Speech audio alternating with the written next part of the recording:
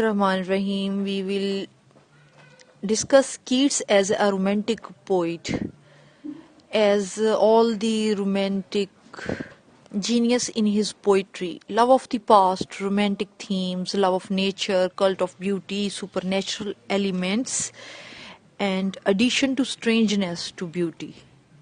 Keats is a true romantic. He loved not merely beauty but truth as well, and not merely the world of imagination but that of reality. And he saw beauty in truth and truth in beauty. He never escaped from the realities of life in pursuit of the beautiful visions of his imagination. In fact, the visions of his imagination are based on reality. The word romantic was originally an adverb of Latin origin, romanicus, meaning of the romantic Roman style. The word romance comes from the French vernacular, where initially it indicated a verse narrative. Romanticism is a movement in the arts and literature originated in the late 18th century, emphasizes inspiration, subjectivity, and primacy of the individual. Romanticism is the 19th century movement that developed in Europe in response to the Industrial Revolution and disillusionment of the Enlightenment values of reason. Romanticism emerged after 1789, that was the year of French Revolution. Number 1. Love of the past. Like all romantic poets, Keats seeks an escape in the past. His imagination is attracted by the ancient Greek as well as the glory and splendor of the Middle Ages. Most of his poetry is inspired by the past. It is rarely that he devotes himself to the pressing problems of the present. The Eve of Saint Agnes, Isabella, and La Belle Dame Sans Mercy are medieval in origin. Keats thus finds an escape into the past from the oppressive realities of the present. Number 2. Having romantic themes.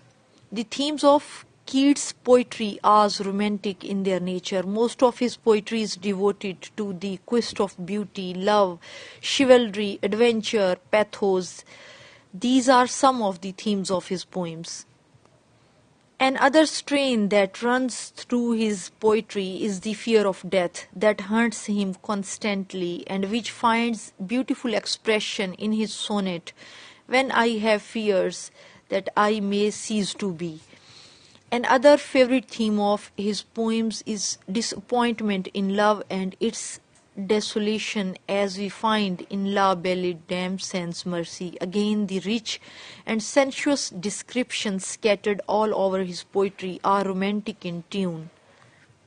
Number 3. Love of nature. Like all romantic poets, Keats loves nature and its varied charms and beauties. He has a vivid sense of color and he transfigures everything into beauty and he touches with the magic hand of chance. As we see in the Ode to Psyche, Ode to Nature, Ode to Autumn. Number 4. Cult of beauty. In nothing else is Keats as romantic as in his frank pursuit of beauty. Beauty is deity. Beauty for him is spontaneous with truth. It's a thing of beauty is a joy forever for him. Beauty is his religion. It is in this pursuit of beauty that he completely forgets himself and the world around him. Number 5. Supernatural elements. One of the most striking notes of romantic poetry is that of supernatural. Just as the romantic poet looks backward from the present to the distant past, so he looks beyond the seen to the unseen. His imagination is lured by the remote, shadow and the mysterious. Among the romantic poets, Coleridge felt the spell of the supernatural the most, and his Ancient Mariner and Christabel are two of his important poems which deal with supernatural. Keats dealt with the supernatural in his La Belle Dame Sans Mercy, and in that little poem he has condensed a whole world of supernatural mystery. The brief span of Keats' life fell within what is known as the age of romantic revival in English literature, and Keats fully imbibed the spirit of his age. His poetry is a fine example of highly romantic poetry. In fact, it touched almost all the aspects of romantic poetry: love of beauty, love of nature, love of past, supernaturalism, glow of emotion, and last but not the least, the importance, the revealing power of imagination. He is inspired by the ancient Greeks as well as the glory of splendor of the Middle Ages. Most of his poems are inspired by the past.